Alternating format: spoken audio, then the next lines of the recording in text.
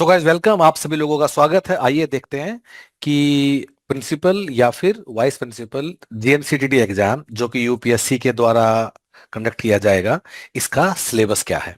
तो सिलेबस के लिए मैं आपको लेके चलता हूँ ह्यूमन पैटर्स की वेबसाइट पर।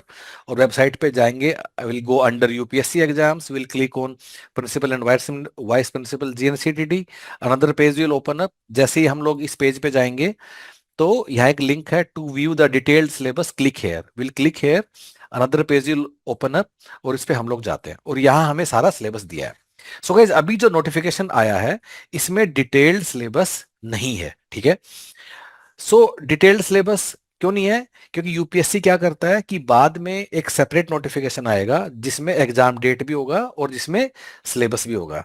जैसे कि इससे पहले जब ये एग्जाम हुआ था 11 दिसंबर 2022 को, तो पहले नोटिफिकेशन आया था और जो सिलेबस एग्जाम से कुछ टाइम पहले सिलेबस का नोटिफिकेशन आया था, जो कि एक ऐसा पीडीएफ था जो कि एग्जाम से पहले मतलब आया था, ठीक है।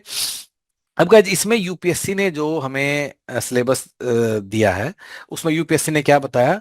General knowledge including contemporary social economic and cultural issues. Second, Hindi और English language. Third, reasoning ability and quantitative aptitude. Then educational policies. Then educational measurement and evaluation. उसके बाद मैनेजमेंट एंड फाइनेंशियल एडमिनिस्ट्रेशन। और last, office procedure. So guys ये हमारा syllabus है। Now this a very high level syllabus, ठीक है। अब हम लोगों ने क्या किया है कि ये पेपर पहले गाइज कब हुआ? 2022 में हुआ। और 2022 में ये प्रिंसिपल के लिए भी हुआ, and then another paper was there for vice principal. अब दोनों दो पेपर हुए 2022 में। दोनों के सिलेबस में क्या डिफरेंस था? कोई डिफरेंस नहीं था, दोनों का सिलेबस बिल्कुल सेम था, प्रिंसिपल का भी और वाइस प्रिंसिपल का भी, जो कि 2022 में हुआ, ठीक है। अब दोनों पेपरों के एक एक सवाल को हम लोगों ने अच्छे से एनालाइज किया और उसके बाद हमें क्या समझ में आया कि हमें करना है। सो गाइज मोटा मोटा 15 चीजें हैं जो आपको पढ़नी है, और मैं इसको थोड़ा सा सिंप्लीफाई कर देता हूँ कि क्या क्या आपको इस वाले एग्जाम के लिए पढ़ना है और वो 15 चीजें हैं क्या, ठीक है। सो गाइज इसके बेस पे ही हमने एक ये छोटा सा डॉक्यूमेंट बनाया है, हमें क्या क्या करना है। सो गाइज हिंदी लैंग्वेज बिल्कुल हम लोग क्लियर है। उसके बाद इंग्लिश लैंग्वेज, फिर क्वांटिटेटिव एप्टीट्यूड, फिर रीजनिंग, फिर डेवलपमेंट इशू। सो अगर डेवलपमेंट इश्यूज में क्या है? प्राइमरली जो गवर्नमेंट के स्कीम्स एंड प्रोग्राम्स हैं। फिर आपको करंट इवेंट्स करना है, कितना? पिछले 1.5 साल करंट इवेंट्स आपको करने हैं। फिर एजुकेशनल पॉलिसीज, पूरा एजुकेशन का इकोसिस्टम इन द कंट्री, जिसमें प्री इंडिपेंडेंट भी, पोस्ट इंडिपेंडेंस भी, जो भी हुआ 1947 के बाद अब तक, एनईपी लेटेस्ट, फिर सरकार की क्या पॉलिसीज हैं, क्या प्रोग्राम्स हैं, क्या डिफरेंट डिफरेंट स्कीम्स हैं, ठीक है। सब आपको ये अच्छे से आपको करना है। मिनिस्ट्री ऑफ एजुकेशन क्या क्या करती है, सब इसमें आएगा। फिर educational measurement and evaluation. So guys ये आपको सारा करना है। फिर इसके बाद आपको खूब सारा स्टैट्स भी पढ़ना है गाइस। स्टैट्स में क्या क्या? जैसे कि सेंट्रल टेंडेंसी, डिस्पर्शन, फिर आपको प्रोबेबिलिटी डिस्ट्रीब्यूशन, हाइपोथेसिस टेस्टिंग, ये सब आपको स्टैट्स में करना होगा। फिर आपको थोड़ा थोड़ा इंडियन इकोनॉमी, इंडियन पॉलिटी और कल्चर, ये तीनों चीजें आपको थोड़ा थोड़ा देखना होगा। फिर ऑफिस मैनेजमेंट एंड प्रोसीजर आपको करना है। फिर अब कुछ छोटे छोटे कीवर्ड है बाकी, जैसे कि आपको आरटीआई एक्ट करना है, जीएफआर 2017 देखना है, फिर सेक्सुअल हरासमेंट एक्ट 2013 करना है। फिर और भी कुछ कुछ टॉपिक्स हैं, जैसे कि प्रिवेंशन ऑफ करप्शन एक्ट आपको देखना है, सेंट्रल सिविल सर्विसेज रूल्स आपको देखने हैं, right of children to free and compulsory education act 2009 आप हमें करना है, protection of children from sexual offences act 2012 ये हमें करना है, जूनियर जस्टिस एक्ट 2015 ये हमें देखना है। फिर कुछ कुछ पॉलिसीज हैं, जैसे नेशनल डिजास्टर मैनेजमेंट की गाइडलाइन, स्कूल सेफ्टी पॉलिसी, ये हमें करना है, ठीक है।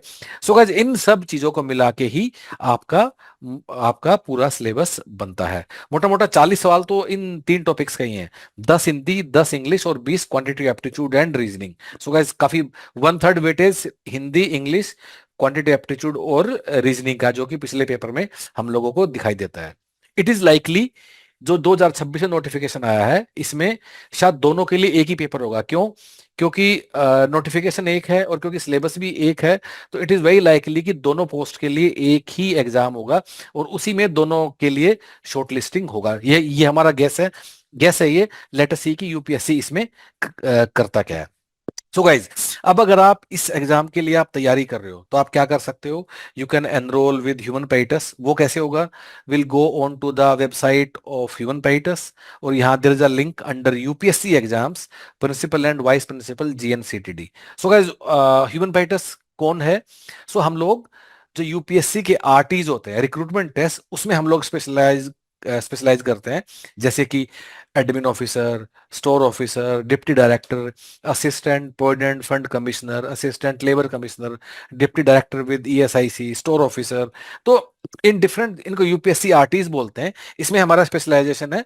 और आप इसमें जाके हमारा रिजल्ट भी आप चेक कर सकते हो, यूट्यूब वीडियोस खूब सारे लगे हुए हैं कि इन सारे एग्जाम से हमने कैसे किया। इनफैक्ट अभी कुछ टाइम पहले एग्जाम हुआ था एएलसी का, उसमें ऑल ओवर इंडिया जितने भी लोग सिलेक्ट हुए उसमें आधे हमारे ही लोग थे। सो गाइज, कमिंग बैक, अगर आपको हमारे साथ एनरोल करना है तो उसके लिए आपको क्या करना होगा, हम लोग यहाँ गए, यूपीएससी एग्जाम्स के नीचे गए, and we'll click on principal and vice principal GNCTD, other page will open up. तो इस सिंगल पेज को आप अच्छे से पूरे गो थ्रू कर लीजिएगा। मेक श्योर कि आप सारे एफएक्यू आप जरूर पढ़ें, ठीक है। और अगर आपको सब ठीक लगता है, आप ऑनलाइन पे करके आप एनरोल कर सकते हो। इसके अलावा जो हम आपको देंगे, इसके अलावा आपको कोई दूसरा बुक, कोई पीवाईक्यू, कोई इंटरनेट, कुछ भी छूने का जरूरत नहीं है। You can depend completely upon us. So guys, with that note, anything else आप कमेंट में लिख सकते हो। If you want to get in touch with our team, नीचे नंबर दिया हुआ है, you can always call us. Thank you so much guys, all the best.